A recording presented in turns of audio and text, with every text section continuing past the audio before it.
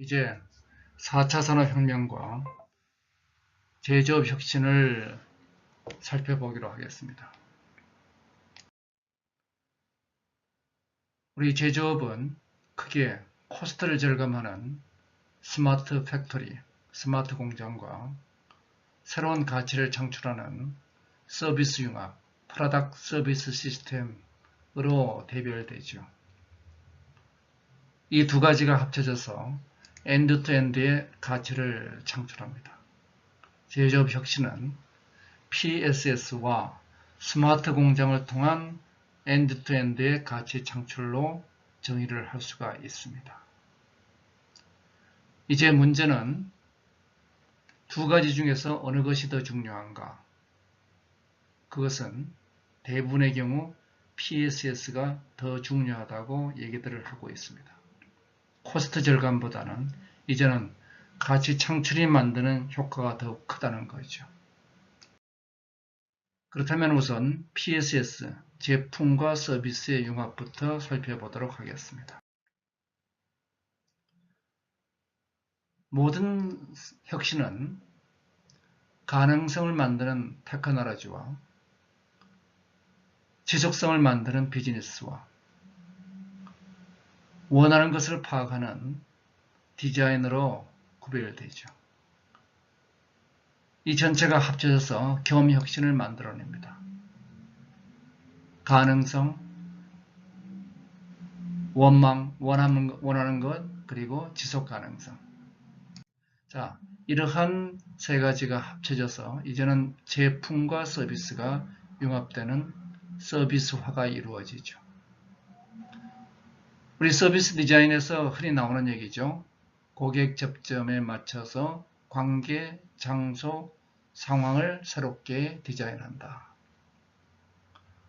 자, 이러한 디자인 싱킹과 서비스 디자인의 생각들을 제품과 서비스 융합의 관점에서 보면은 제조 중심, 서비스 중심, 제품 서비스화 이렇게 나누어질 수가 있겠죠.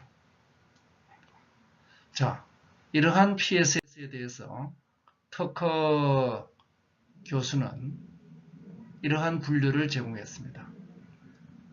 제품 중심의 PSS, 그리고 결과 중심의 PSS, 사용자 중심의 PSS.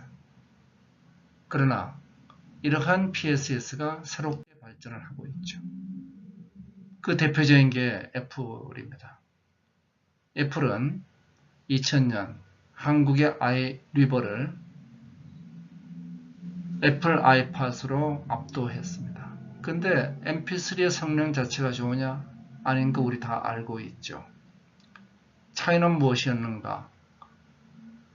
mp3가 필요한 것이 아니라 사람들이 필요한 것은 음악이란 것을 파악한 것입니다. 음악을 들으려면 불법 다운로드 혹은 비싼 합법 다운로드, 이 문제를 해결한 것이 아이튠즈죠. 아이튠즈라는 서비스 플랫폼과 아이팟이라는 하드웨어가 결합한 비즈니스 모델이 진화한 것이 앱스토어와 아이폰으로 진화해서 지금 800조가 넘는 세계 최대 기업 가치를 만들어냈습니다. 제품과 서비스가 융합해서 수익을 창출하죠. 지금 글로벌 유니콘들은 바로 이러한 애플의 전략을 그대로 벤치마킹하고 있습니다. 이들은 하드웨어 만듭니다. 샤오미는 각종 IoT 웨어러블 장비들을, 네스트는 가정의 온도 컨트롤러를, 고프로는 액티비티 카메라를 만들죠. 근데 이걸로 기업 가치가 유니콘 레벨로 올라간다? 아니죠. 그들은 어마어마한 가치를 가진 비즈니스 플랫폼을 가지고 있습니다. 그리고 이 사이를 연결하는 IP를 데이터 획득 중심을 완전히 잡고 있죠. 예를 들어서 네스트는 300개의 특허가 주로 홈 IoT의 데이터 축적 쪽에 집중되어 있습니다. 구글이 결국 3조를 주고 사게 되죠.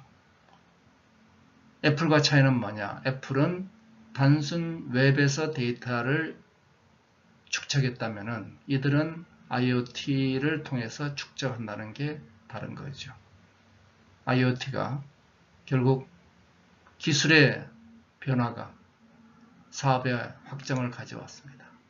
이러한 PSS를 제가 온라인과 오프라인이 결합한 데이터를 매개로 한 현실과 가상의 융합 O2O PSS라고 정의를 했습니다. 이러한 O2O PSS가 등장하면서 제품과 서비스는 빅데이터와 인공지능으로 융합을 하죠. 캐터필러는 제품에서 발생하는 데이터를 운영 중에 수집을 해서 그것을 사전 서비스로 연결하고, 아마존은 서비스를 하기 위해서 아마존 에코와 같은 제품을 만들어서 이것을 데이터화시키고 있습니다. 결국 디지털화 기술과 아날로그화 기술이 순환되면서 데이터를 중심으로 한 온라인과 오프라인에 결합되는 PSS가 이루어지고 있는 것이죠. 자, 그렇다면은 이러한 변화가 전통적인 소모품 판매, 캡슐 머신과 같은 혹은 팩스와 같은 혹은 금융 리스와 같은 캡티브 파이낸싱 수준의 PSS를 넘어서 이제는 온라인과 오프라인이 결합하는 데이터를 통해서 결합하는 새로운 형태의 PSS로 진화하고 있습니다. 여기에도 제품 중심 그리고 서비스 중심 이렇게 두 가지 형태가 진화하고 있습니다.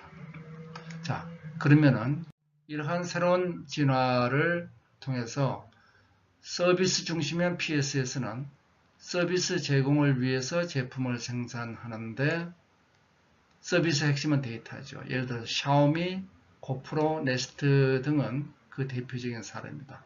한국에서는 보험사가 블랙박스를 사용해서 서비스를 위해서 데이터를 수집하죠. 제품 중심형 PSS는 제품의 생애 가치를 올리는 데 주력합니다. 예를 들어서 캐터필러의 중장비, 그리고 삼성전자의 반도체, 오티스의 엘리베이터 이런 것들이 안정적인 제품을 운영을 위해서 경쟁력을 강화하고 있죠. 자, 그렇다면은 이러한 변화가 구체적으로 나타난 사례가 캐터필러의 비전 링크를 통한 데이터 수집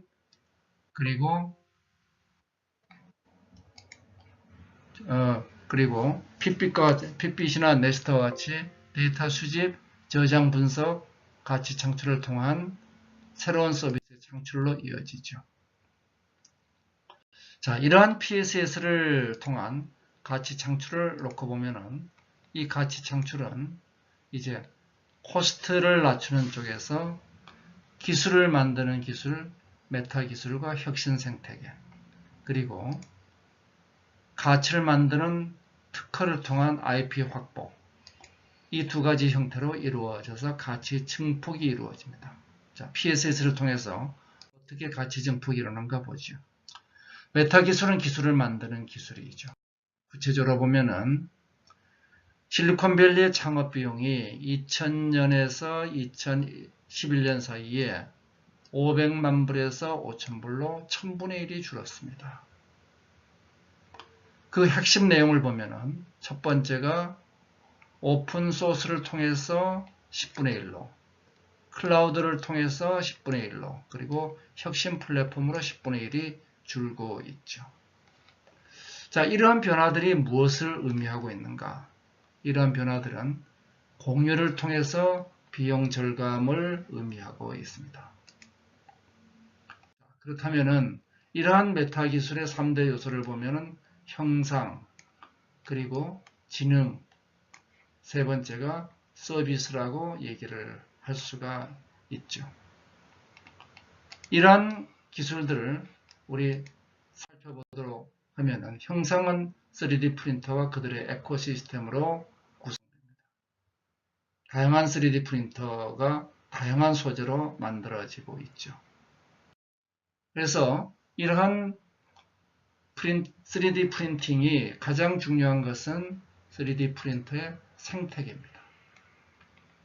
얼마나 많은 생태계가 만들어져 있느냐 하는 것이 중요하죠. 쉐이프웨이나 싱기버스에서는 수백만 개의 데이터가 올라가 있습니다. 자, 그걸 통해서 우리는 다운받아서 프린터에 걸면 되는 거죠. 지능을 우리가 집어넣는 것은 오픈소스 하드웨어의 역할입니다. 2005년 이태리의 아두이노를 시작으로 해서 도인유어셀프의 오픈소스 하드웨어 제작기구가 라즈베리 파이, 비글보드, 갈릴레오, 판다보드 수없이 출시되고 있습니다. 자, 제일 먼저 출시된 아두이노는 이걸 바탕으로 대부분의 하드웨어가 동일한 구조로 되어 있기 때문에 따라서 하드웨어 구조가 동일하면은 소프트웨어를 공개해서 공유를 할 수 있게 되죠. 불필요한 일들을 반복할 필요가 없습니다. 각종 부품을 쓰는 모듈들을 공유할 수 있게 되면은 대부분의 소프트웨어는 내가 안 만들어도 되는 거죠. 자, 이러한 변화를 통해서 컨트롤러 수준의 아두이노에 이어서 OS가 본격적으로 안드로이드나 우분투 등에 올라가는 라즈베리 파이, 그리고 파이썬 등을 돌릴 수 있는 비글보드, 또 인텔의 갈릴레오 등 수많은 오픈소스 하드웨어들이 등장하고 있죠. 이제는 그것도 필요 없습니다. 처음에 소프트뱅크의 페퍼가 나왔을 때 사람들이 웃었죠. 이건 깡통 아니냐. 그런데 이 페퍼가 IBM 왓슨과 연결되니까 갑자기 똑똑해지죠. 바로 연결지능의 시대가 개막됩니다. 구글이나 시리 같은 인공지능을 이제는 연결지능으로 제공을 할 수가 있습니다. 우리 세계 달파 챌린지에 우승한 자랑스러운 후보의 지능을 내부에 굳이 둘 필요가 없는 것이죠. 자, 이러한 얘가 아마존의 알렉사 생태계가 등장하고 있습니다. 개방 API를 통해서 이제는 누구든지 이러한 알렉사의 인공지능을 쓸 수 있죠. 우리 한국의 SKT, 또 보쉬의 시멘스, 수많은 회사들이 이런 클라우드 로봇 챗봇을 제공하고 있습니다. 마지막으로 서비스 문제는 이제는 온라인과 오프라인이 융합하는 서비스를 디자인하기 위해서 기회를 포착하고 오토 평행 모델을 설계하고 청사진을 구축해서 기술을 선정하고 클라우드와 알고리즘을 선정하고 인공지능이죠. 표준 특허를 바탕으로 미니멈 바이어블 프로덕트를 만든다. 이것이 제가 제시하는 O2O 서비스 디자인 프로세스가 되겠습니다. 자, 이래서 메타 기술로 우리는 기술을 만드는 기술을 사용해서 제품을 남들이 만든 지능을 사용할 수 있고, 두 번째는 혁신 생태계를 통해서 내가 제일 잘하는 것만 집중할 수 있죠. 과거에는 내가 모든 것을 하는 클로즈드 이노베이션의 밸류 체인 하에서는 연구개발, 생산, 마케팅, 서비스를 직접 했죠. 이제는 그럴 필요가 없습니다. 내가 제일 잘하는 것만 하면은, 예를 들어서 혁신만 잘하면 되는데 그것도 다 할 필요가 없죠. 테크샵이나 팹랩 이런 데 가면, 메이커스페이스에 가면은 수많은 레이저 카터나 3D 프린터를 쓸 수 있습니다. 유통은 유통 플랫폼을 사용하면 되고, 필요한 자금은 이런 혁신 자본 생태계에서 조달하면 됩니다. 이제는 모든 것이 개별 기업 중심에서 생태계 중심으로 이전해 버렸죠.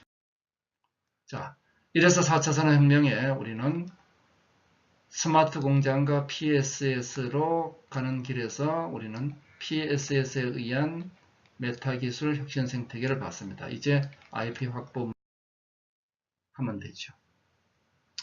다음으로 스마트 공장을 보도록 하겠습니다.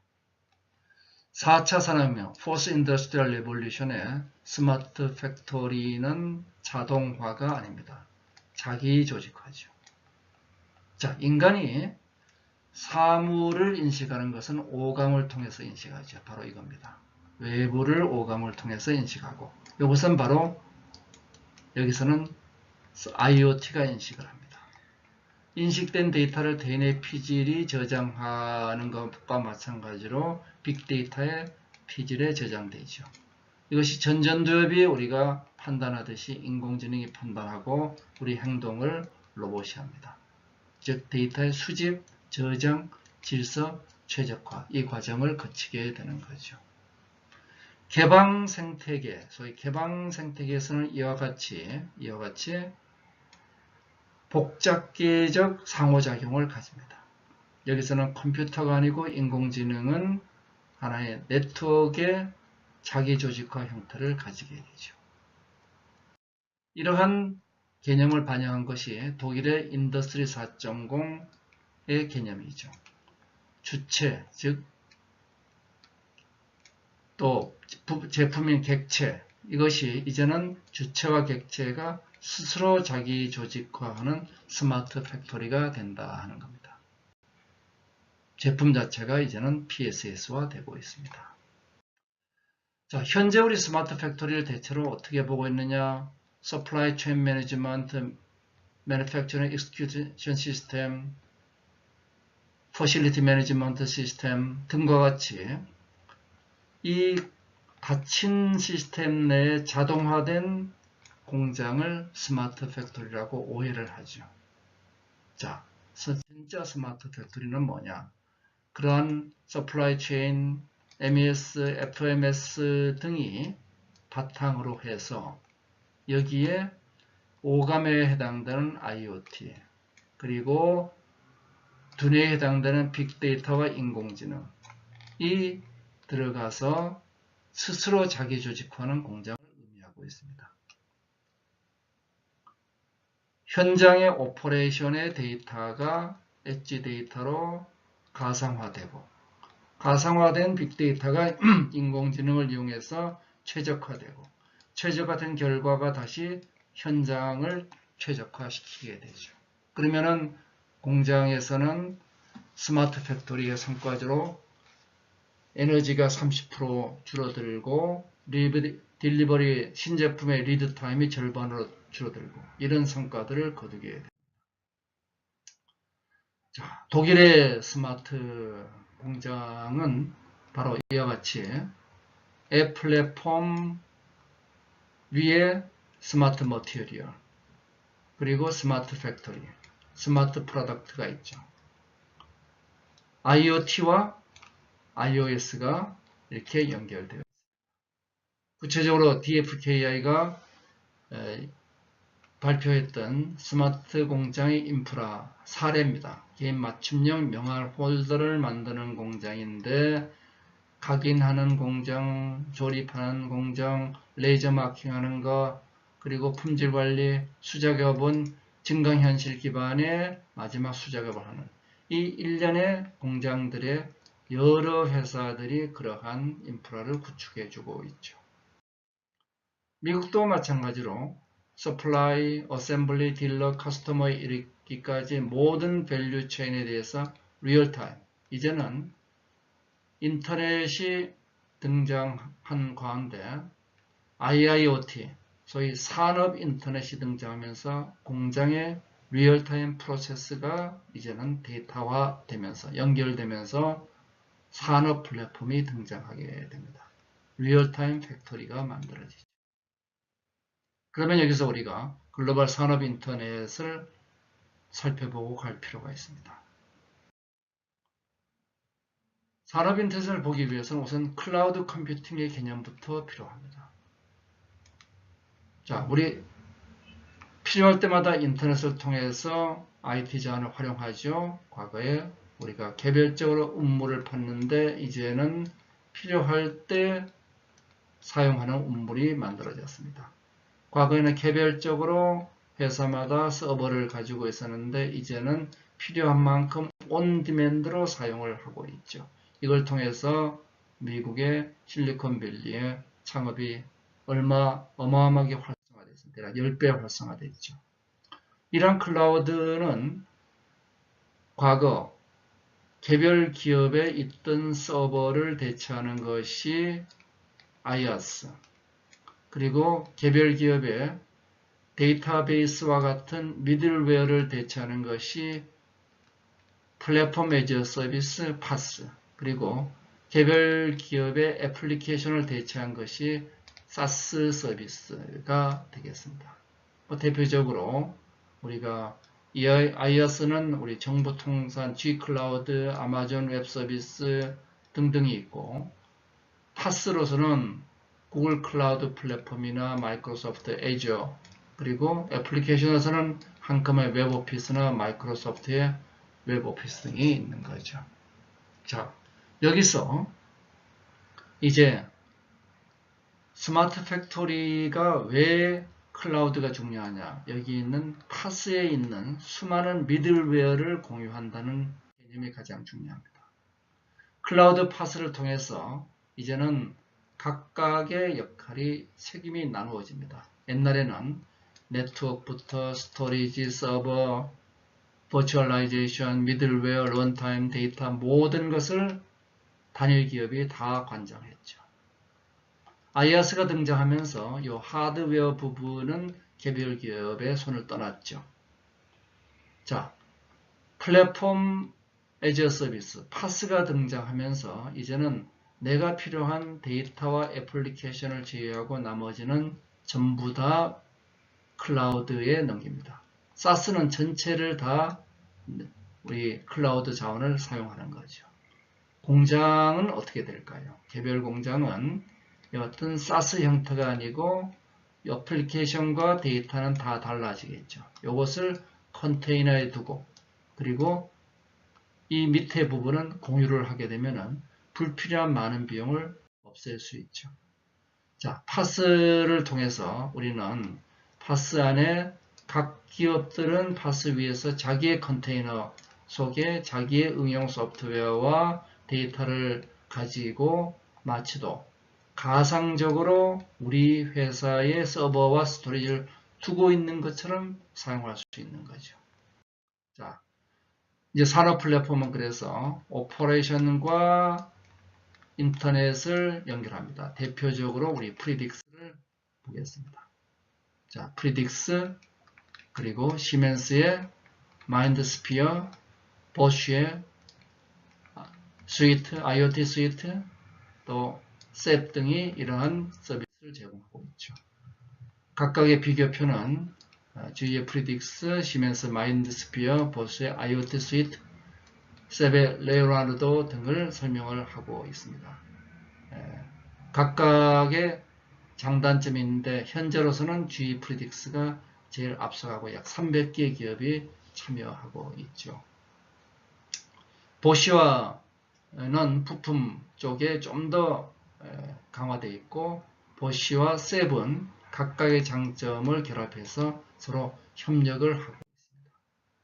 자, GE 프리딕스는 모든 실시간의 실제 현실 세계를 애플리케이션과 중간에서 프리딕스가 연결하고 있다는 겁니다. 자, 이걸 통해서 수많은 산업 플랜트들이 일단 데이터가 되면은 동일한 애널리틱스 가지고 활용을 하게 된다는 거죠. 즉, 과거 개별 기업이 가지고 있던 모든 자원들을 이제는 클라우드 파운더리에 있는 미들웨어를 사용하고 하드웨어는 IaaS를 사용한다. 이렇게 되면 개별 기업은 애플리케이션과 데이터만 가지고 있으면 되죠.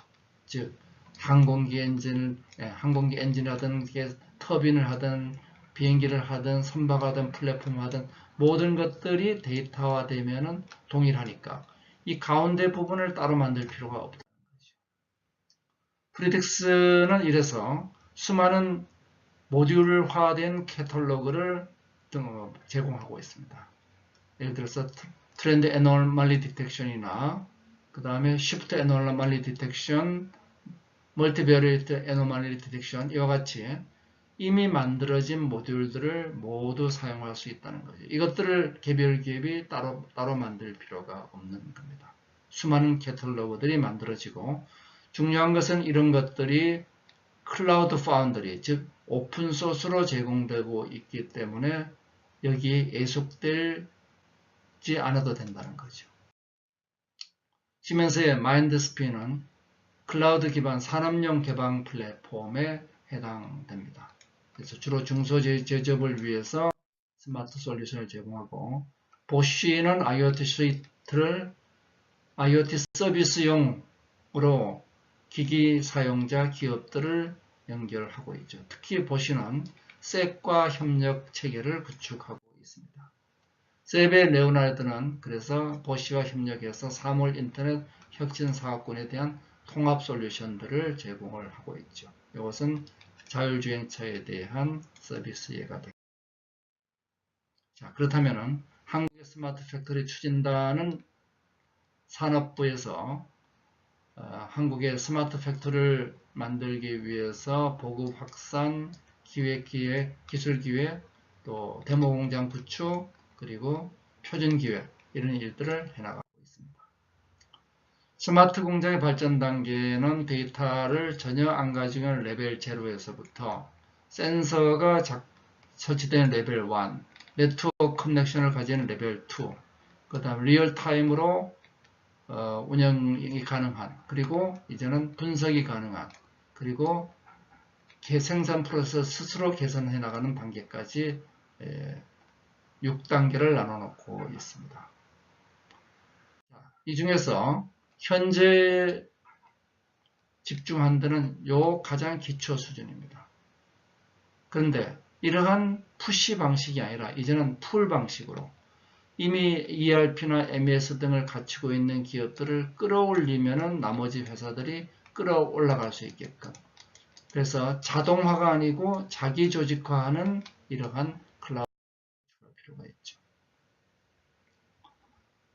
울랄라랩은 중소기업을 위한 이런 스마트 팩토리 솔루션을 제공하고 있습니다. 실제로 시멘스의 경우에도 독일의 시멘스의 마인드스피어가 상당히 중소기업들에게 어려웠습니다. 이러한 회사들이 제공하는 모든 것들이 굉장히 비싼 솔루션이었고, 그래서 기업 중소공장별로 1억 이하의 비용 가지고 문제를 해결할 수 있는 많은 사례들이 이것은 인도네시아의 신발 공장의 사례입니다. 체인버, 소잉, BPM 등의 사례들이고, 이거는 인젝션 공정에 대한 사례가 되겠습니다. 이걸 전체적으로 IoT로 데이터를 수집을 해서 이것을 예지 보전이나 품질 관리를 하고, 이것은 수집된 데이터에 데이터 분석을 하는 거죠. 관계와 오류를 데이터 상관관계 분석을 해나가고, 그리고 전체를 대시보드로 볼 수 있게끔 되어 있습니다. 자, 성과를 놓고 보면은 지금 before 18%의 불량률이 8%로 3달 만에 증가된 사례가 있죠. 한국의 스마트 팩토리의 대표 사례로 동양피스톤을 꼽고 있습니다. 동양피스톤은 구축 전에도 자동화 중간 2단계 정도인데 중간 고도화 단계까지 가게끔 정부와 동양피스톤이 합작했죠. 선정한 제일 큰 이유는 동양피스톤의 공정 자체가 용해 주조 열처리 가공 표면 처리, 즉 뿌리 기업의 대부분의 공정을 포함하고 있다는 겁니다. 여기 CEO 의지가 있었고, 이래서 고도화 추진을 했고 결과적으로 성과를 거두고 있습니다.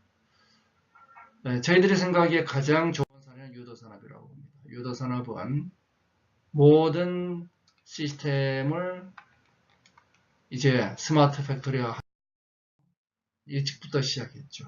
전체를 통해서 이 디지털화를 2000년도부터 우선 머신센터부터 시작했습니다. 머신센터부터 시작해서 머신센터의 플렉시블 매니팩처링 시스템을 구입하고 여기에 팔레타이제이션을 통해 가지고 이제 이동 인력을 없앴죠. 자, 여기에 2006년도에는 선반 분야에서도 다축 로봇을 가지고 겐트리 로딩 로봇, 다축 로봇 가지고 팩토리 오토메이션 합니다. 실제로 여기 로봇이 집어넣고 빼고 하죠. 이어서 선반 2009년도에는 플렉시블 매니팩처링 시스템을 3차 좌표를 가지고 이제는 황삭, 중삭, 측정, 보정, 정삭까지 자동화되어 있습니다. 드디어 2012년도에 방정 가구하고 2010년도에는 현실과 가상을 연결하는 시뮬레이션 센터를 만들었죠. 이 전체의 에너지를 팩토리 에너지 매니지먼트를 구축하고 있습니다. 결국 스마트 공장과 PSS를 통해서 제조업이 혁신됩니다. 아디다스의 스마트 스피드 팩토리 예를 볼까요? 많은 사람들이 리쇼링을 하고 있다고 얘기하지만 사실은 이것은 스마트 팩토리와 PSS가 엔드-투-엔드로 결합된 겁니다. 즉, 이 아디다스의 스피드 팩토리는 주문을 하면은 온 디맨드로 6시간 만에 로봇과 3D 프린터가 제조해서 24시간 안에 주문을 배송을 해줍니다. 그래서 리쇼링이 아니라 소비 접근성, 소비자가 가까운 쪽에 갖다 놓는 거죠. 옛날에는 신발을 만들려면은 신발을 설계 디자인을 하고 전 세계에 부품 발주를 하고 그것을 개도국에서 저임으로 생산을 하고 다시 배로 실어서 소비재에 갖다 놓고 재고를 쌓아 놓고 그리고 열심히 판매하고 안 팔리면 저가로 처리하고 이러한 과정들이 이제는 바로 온 서플라이와 온 디맨드가 합쳐지는 엔드 투 엔드의 융합이 이루어지죠. 바로 우리의 미래가 될 것입니다.